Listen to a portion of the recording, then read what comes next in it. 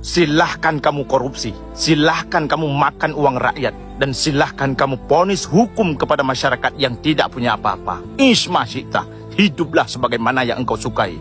Semua adalah tentang perjalanan waktu. Hijau akan menguning, muda akan tua, sehat akan sakit, kaya akan miskin, pangkat akan hilang, jabatan akan bergeser, hidup akan mati. Isma syi'ta, hiduplah sebagaimana yang kau sukai. Mudah-mudahan Bupati Pandeglang, Bupati Lebak memiliki komitmen yang sama. Karena kalau kita lihat di Pandeglang dan di Lebak, yang paling dibutuhkan masyarakat mereka sering teriak adalah jalan poros desa. Kita beralih ke informasi lainnya. Gubernur Jawa Barat Deddy Mulyadi menyindir kondisi jalan rusak yang ada di Kabupaten Pandeglang, Banten saat retret kepala daerah di Akmal Magelang. Ya, menurut Deddy, jalan rusak di Kabupaten Banten lantaran pemerintah daerah tak punya anggaran perbaikan jalan. Macet. Kondisi jalanan desa memang rusak parah. Pada saat musim hujan, kendaraan sering terjebak karena jalanan berlumpur. Namun hingga saat ini jalanan belum mendapatkan perhatian dari Pemda setempat. Warga berharap jalanan segera diperbaiki agar warga dapat beraktivitas dengan lancar. Dari Lebak, Banten, Iskandar Nasution. Ini pagi ini saya mau meluah rasa kecewa sedikit. Apa yang saya luahkan adalah kesukaran hidup di Indonesia ini. Susahnya menjadi warga negara Indonesia yang baik dan benar, taat kepada peraturan. Jadi ceritanya itu begini. Tadi itu kita kehabisan. Terus mau isi ulang, tabung gas itu mau isi ulang lah. Kalau kami di Malaysia dulu, kalau kami di Malaysia lah saya bilang, kalau waktu saya tinggal di Malaysia, kalau gas habis, kita tinggal tukar aja ke kedai, ya udah kita angkat ke rumah gitu. Kalau di sini, ya kan nggak cari makan saja susah, nggak hidup saja susah. Kita mau hidup tenang pun nggak boleh. Jadi gas habis, mau tukar ke kedai, harus bawa apa mami? Harus bawa KTP, kartu keluarga. Harus bawa KTP sama kartu keluarga. Kartu keluarga itu bukan kecil tau. Ukuran kartu keluarga itu ukuran buku seperti ini. Sekarang ini kayak, ini fungsi kartu keluarga ini sebenarnya apa? Ini semalam itu saya pesan gorden langsir untuk rumah saya. Yang punya langsir itu pun bagi dia punya kartu keluarga. Seakan-akan kita punya apa ya? Kita punya apa ya? Saya bilang personality kita itu udah hilang. Kenapa? Karena di kartu keluarga itu kan nama bapak kita, nama mama kita, keturunan kita semua ada. Itu apa-apa kartu keluarga. Sedangkan mau isi gas aja harus kartu keluarga KTP. Kok ngeri kali hidup ini, nggak usah dipersulit lah. Udah cukup sulit kita cari makan di Indonesia ini. Jangan pula mau ngisi gas aja pun ini itu. Cukuplah mau ganti kartu aja pun. Kartu keluarga, KTP semua oke.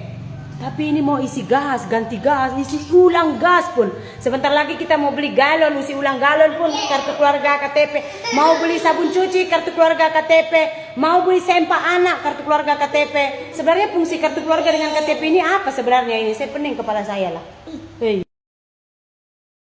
Buat teman-teman di TikTok yang ada di luar Sumatera, tolong up berita ini karena Sumut sudah darurat sekali.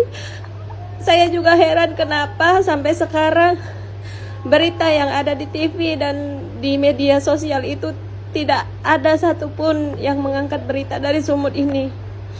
Sampai-sampai ada yang bilang ini beritanya hoax yang di luar Sumatera. Tolong, kami di sini sudah banyak yang kelaparan, bayi-bayi banyak yang meninggal, apalagi lansia. Kemarin Najwa Shihab sudah turun ke wilayah Pesitang di Rangkat sini, tapi kami lihat masih beliau saja. Mohon pemerintah pusat perhatikan Sumut karena kami di sini sudah sangat darurat. 7 hari bertahan tanpa bantuan apapun dari kalian. Barang-barang semua melambung tinggi, harganya 10 kali lipat. Banyak penjarahan terjadi di sini. Tolong untuk teman-teman yang di luar Sumatera, di Pulau Jawa, up berita ini banyak-banyak. Yang paling bikin gua malas tinggal di Indonesia tuh tahu nggak apa? Banyak orang songong dan sengak. Males gua. Banyak banget orang yang memperlakukan orang lain tuh ngeliat-liat status sosialnya, status harta kekayaannya, dan mereka tuh kalau sama orang yang mereka anggap status sosialnya tinggi atau orang kaya tuh senyumnya sumringah, respect banget gitu. Tapi ketika mereka berhadapan dengan orang yang biasa aja, yang mereka anggap lebih rendah statusnya, tuh songong sengaknya bukan main. Mukanya kecut, perlakuannya sombong, males banget gua. Makanya gue lebih senang tinggal di Australia. Di sini tuh jarang ada orang yang membeda-bedakan satu sosial gitu. Mungkin karena di sini kesenjangan sosialnya nggak gede ya. Gua tuh emang preferin orang itu memperlakukan orang ya setara lah dan always respectful. Nggak mentang-mentang dia lebih kaya memperlakukan orang yang dianggapnya lebih miskin gitu dengan kurang respect. Ya sama aja lah, kita sama-sama manusia kan. Dan masing-masing orang tuh pasti punya keunggulan. Di atas langit tuh masih ada langit. Dan setiap orang tuh punya kelebihan dan punya kekurangan. Jadi kita sama manusia saling respect lah. Saling menghargai, saling menghormati, saling berbuat baik satu sama lain. Tanpa harus membeda-bedakan status sosialnya, pekerjaannya, agamanya, dan faktor-faktor materi yang lain lah. Uang makan aja nggak ada, Tuhan. Saya capek hidup susah. Dari dulu sih memang kayaknya hidup aku selalu pas-pasan ya. Ada satu momen aku udah bener-bener capek hidup susah. Itu malam Natal. Orang-orang tuh kan pada merayakan Natal dengan keluarganya. Sedangkan kan aku dari dulu kan, aku jadi sedih. Aku kan dari dulu gak pernah merayakan Natal sama keluarga aku. Udah aku susah. Uang makan aja gak ada. Terus aku mau gereja aja nggak ada ongkos gitu. Nah di tahun baru itu juga aku bener-bener sendirian. Aku gereja itu di jam 12 karena kan suka ada gereja pelepasan gitu ya. Malam pergantian tahun itu aku tuh udah ngerasa kayak aduh capek banget lagi gitu. Aku capek banget hidup susah gitu. Aku tuh pengen Uce itu anak aku bener-bener ngerasain hidup yang enak. Hari itu pergantian tahun lagi berdoa dan pendetanya tuh bilang berdoa minta pengampunan. Di pergantian tahun ini aku inget banget malam itu aku berlutut. Aku kan sering minjem uang gitu ya ke teman-teman aku untuk nutupin kayak beli lauk, beli nasi, beli apa gitu. Aku bilang Tuhan Yesus, aku sebutin semua dosa-dosa yang pernah aku lakuin dengan detail. Aku minta pengampunan sama dia. Malam itu aku bilang Tuhan, saya capek hidup susah. Saya nggak mau hidup susah. Tahun depan Uce mau sekolah. Saya nggak mau ngutang-ngutang lagi, saya nggak mau minjem duit lagi. Tuhan Yesus, tolong saya malam tahun baru ini juga tahun depan saya nggak mau hal ini terjadi lagi. Dari malam tahun baru itu, tahun baru 2023 sampai detik ini aku nggak pernah pinjam uang sama siapapun sepeser pun. Bahkan aku udah punya mobil aku sendiri, aku udah bisa sekolahin anak aku sendiri. Dari malam itu Tuhan benar-benar jabar semua doa aku.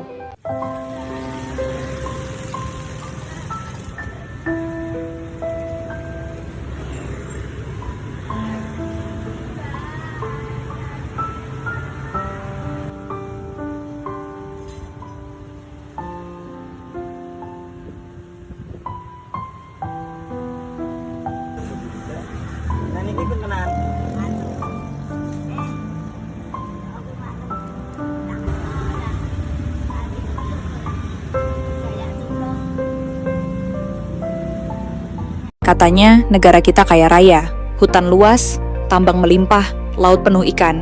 Tapi anehnya, pemasukan terbesar negara justru dari pajak rakyat biasa. Lalu hasil dari pembabatan hutan itu kemana? Bukannya kata Pak Menteri ESDM, kalau mau nikmati hasil SDA, ya hutan harus dibabat dulu. Oke, hutan udah dibabat, tapi mana duitnya? Masuk ke APBN atau ke grup WhatsApp elit pengusaha. Rakyat disuruh hemat, disuruh patuh pajak, tapi yang ngatur hutan dan tambang makin mewah gaya hidupnya. Jangan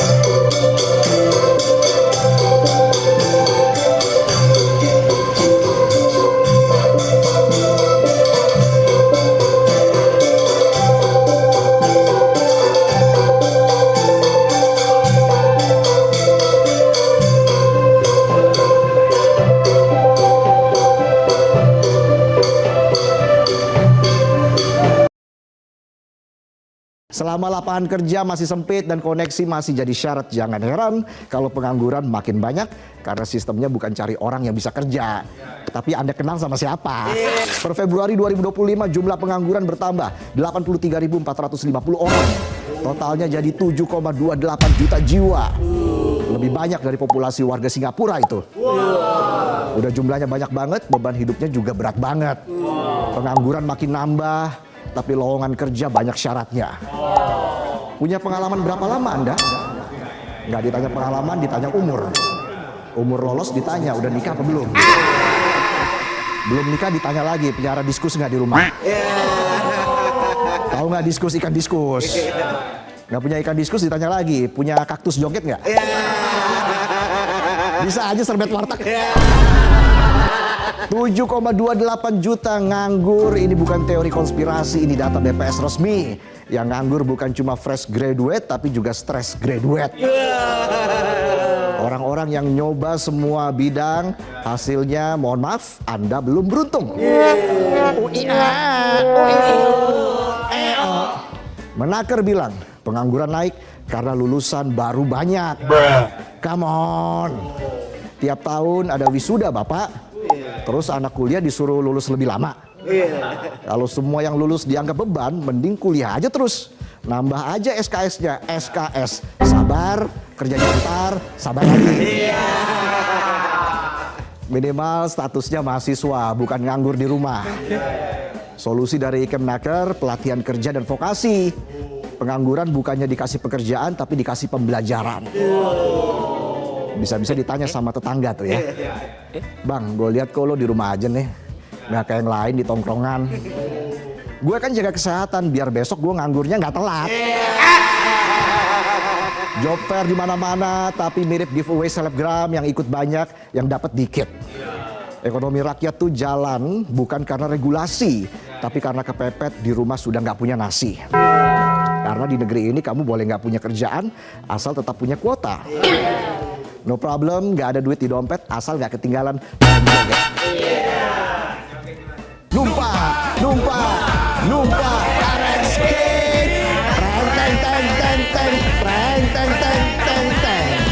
Iya.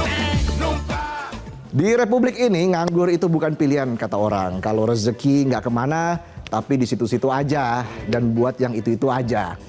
Bisa aja saya. Penonton masih semangat nggak? Selama lapangan kerja masih sempit dan koneksi masih jadi syarat, jangan heran kalau pengangguran makin banyak karena sistemnya bukan cari orang yang bisa kerja, tapi Anda kenal sama siapa.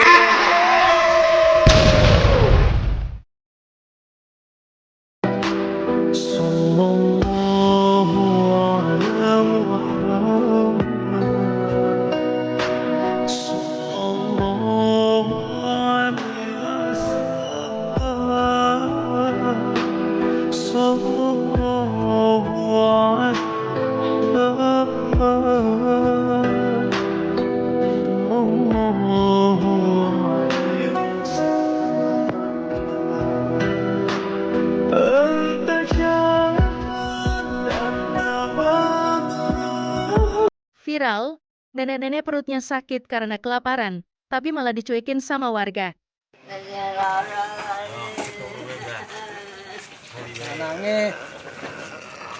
Padahal si nenek juga jalannya kesusahan karena perutnya sakit. Namun, warga di sana malah tampak cuek dengan nenek itu.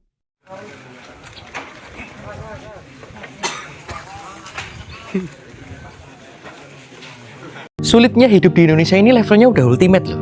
Bayangin aja, dari hal yang paling mendasar aja udah sulit. Mau makan berasnya oplosan, mau dapat pendidikan, pendidikannya aura-aura. Mau cari kerja, lapangan kerjanya nggak ada. Ngeluh dikit dibilang manja. Mau jadi oposisi, takut dikriminalisasi. Mau buka usaha pun, premanisme di mana-mana. Mau beli tanah, mau bangun rumah, banyak mafia tanah. Terus kita harus gimana? Tahu nggak? Kenapa, Nak? Malaysia mau jadi negara maju loh tahun depan. Kok bisa? Jadi action Malaysia itu nomor 1 terus. Nggak cuma itu aja, SGIE, FDI, GIA. Bentar, kenapa Malaysia actionnya bisa se-OP itu? Nah, mau tahu rahasianya? Rahasia. Jadi gini, kata Presiden dan CEO International Center for Education in Islamic Finance inside University Malaysia, action di Malaysia itu dapat dukungan penuh dari pemerintah dan rakyatnya. Pemerintah terus membangun ekosistem perbankan syariah dengan netapin kebijakan liberalisasi keuangan sejak tahun 2004. Jadi lembaga keuangan asing diberikan izin buat mendirikan bank syariah di Malaysia. Tujuannya untuk menciptakan kondisi persaingan dan meningkatkan kinerja industri perbankan syariah secara keseluruhan.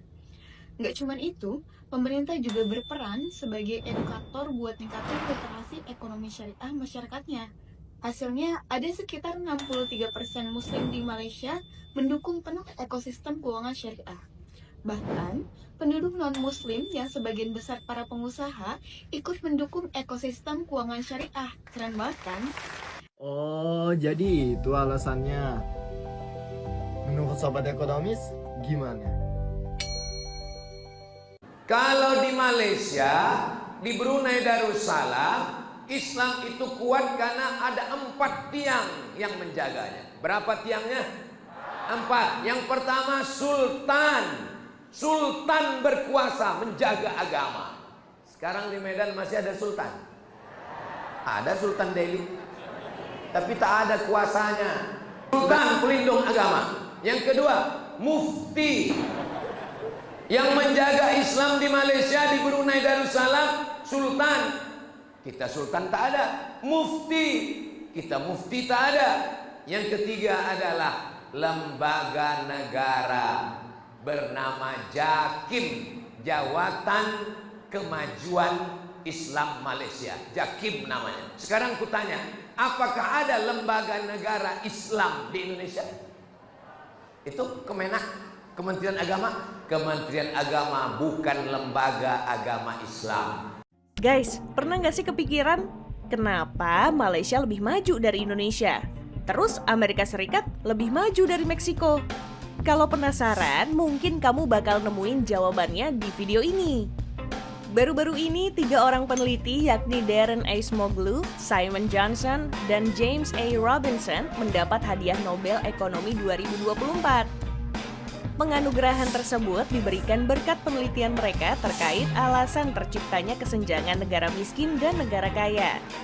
Saat ini, kekayaan dari 20% negara terkaya di dunia 30 kali lebih besar jika dibandingkan dengan 20% negara termiskin. Terasa banget kan kesenjangannya? Nah, ternyata menurut trio penerima Nobel Ekonomi itu, hal ini ada kaitannya dengan kolonialisme di masa lampau. Jadi, waktu bangsa Eropa menjajah berbagai penjuru dunia, ada yang mengeksploitasi penduduk aslinya, seperti halnya Belanda dengan Hindia Belanda. Ada juga yang lebih fokus menyejahterakan wilayah jajahan, misalnya dengan sistem pendidikan demi masa depan pemukim Eropanya. Nah, ini kayak Inggris dengan Malaysia. Biasanya makin banyak populasi penduduk lokalnya membuat kolonial akan bikin sistem lembaga ekstraktif yang lebih nguntungin para penguasa. Terus banyaknya perlawanan penduduk lokal bakal bikin orang Eropa mikir-mikir buat bermukim. Alhasil, penjajah lebih fokus untuk mengeksploitasi sumber daya alamnya saja, tanpa mikirin sistem politik ekonomi yang lebih manusiawi dan demokratis. Di masa kini, contoh kesenjangan akibat kolonialisasi bisa dilihat dari kota Nogales, sebuah kota yang terbagi menjadi milik Amerika Serikat dan Meksiko. Kota ini punya iklim yang sama, asal-usul sukunya sama, tapi penduduknya punya nasib yang berbeda. Usut punya usut, kedua wilayah ini memang terjajah oleh negara yang berbeda. Amerika Serikat yang sempat dijajah Inggris dan Meksiko yang lama dijajah Spanyol. Warisan sistem lembaga dari Inggris dan Spanyol inilah yang membuat adanya perbedaan antara Nogales milik Amerika Serikat dan Nogales milik Meksiko. Ya, meskipun kolonialisme nggak sama sekali dibenarkan, tapi kamu setuju atau enggak kalau Malaysia lebih beruntung dari Indonesia? Tonton video konteks lainnya di sini ya.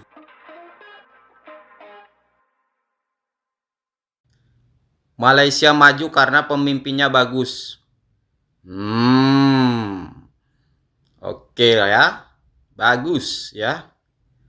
Bagus sangat ya. Kalau memang bagus, kenapa? You punya bekas Perdana Menteri itu. Saat ini ada dalam Kak Lokap. Bagus ke? Ya, bagus ke? Itukah yang awak sebut pemimpin you bagus? Tu macam ke? Tak payahlah sombong Kenapa Malaysia lebih maju dari Indonesia? Kalau kita bandingkan perkembangan Malaysia dan Indonesia, ada beberapa faktor utama yang membuat Malaysia lebih unggul dalam berbagai aspek. Mari kita bahas 3 alasan utamanya. 1. Populasi yang lebih kecil, pengelolaan yang lebih efektif. Malaysia memiliki jumlah penduduk sekitar 34 juta jiwa, jauh lebih sedikit dibandingkan Indonesia yang mencapai lebih dari 270 juta jiwa. Dengan populasi yang lebih kecil, Malaysia lebih mudah mengelola sumber daya, membangun infrastruktur, dan memberikan layanan publik yang lebih merata. Akibatnya, kualitas hidup masyarakatnya cenderung lebih baik dan lebih stabil. 2. Infrastruktur yang lebih terencana dan maju salah. Satu keunggulan Malaysia adalah pembangunan infrastrukturnya yang lebih cepat dan terencana. Kota seperti Kuala Lumpur sudah menjadi pusat bisnis dan teknologi sejak lama. Sistem transportasi umum seperti MRT dan LRT juga sudah berkembang dengan baik, membuat mobilitas masyarakat lebih efisien. Sementara itu, Indonesia masih berjuang untuk mengatasi kemacetan dan mempercepat pembangunan infrastruktur di berbagai wilayah. Ketiga, kebijakan ekonomi yang lebih stabil dan fokus. Sejak tahun 1980-an, Malaysia sudah fokus mengembangkan sektor industri manufaktur, minyak, dan gas. Kebijakan ekonomi yang stabil menarik lebih banyak investor asing, sehingga pendapatan per kapita Malaysia lebih tinggi dibandingkan Indonesia. Dengan sistem hukum yang lebih kondusif bagi bisnis, pertumbuhan ekonomi mereka bisa lebih terarah dan konsisten.